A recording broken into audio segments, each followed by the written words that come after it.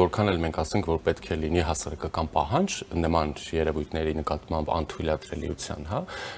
որ դա գուցե նաև որոշ չափով զգոնություն կհաղորդի տարբեր քաղաքական հասարակական խմբերի, բայց այնուամենայնիվ պետք է փաստել, որ հենց քաղաքական կամ այլ շահադիտական նպատակներով են արվում դրանք, հետևաբար հասարակության համար դարձնելով նման վարքը կամ նման երևույթի արկայությունը, ոչ թե բովանդակությունը, այլ արկայությունը որոշակիորեն ընդունելի,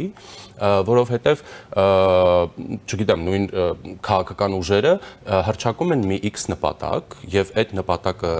այսպես ասենք սրբացնում են եւ հետեւաբար եթե դա սուրբ նպատակ է դրան հասնելու ճանապարհին կարելի է օգտագործել ցանկացած միջոց, հա, այսպես ասենք եւ հիմնականում դրա համար արդարացվում է դրանով դե հասարակությունն էլ ասում է օքեյ բերեք տեսնենք համոզվենք Դա դրա համար մենք բոլորս շատ լուրջ պայքար պետք է մղենք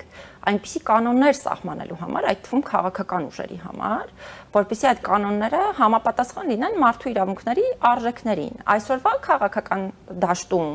ես միանշանակ նկատում եմ այդպիսի արժեքներին հակասող բազմաթիվ գործելակերպեր եւ սա ինձ համար ոչ միայն մտահոգիչ երևույթ է, սա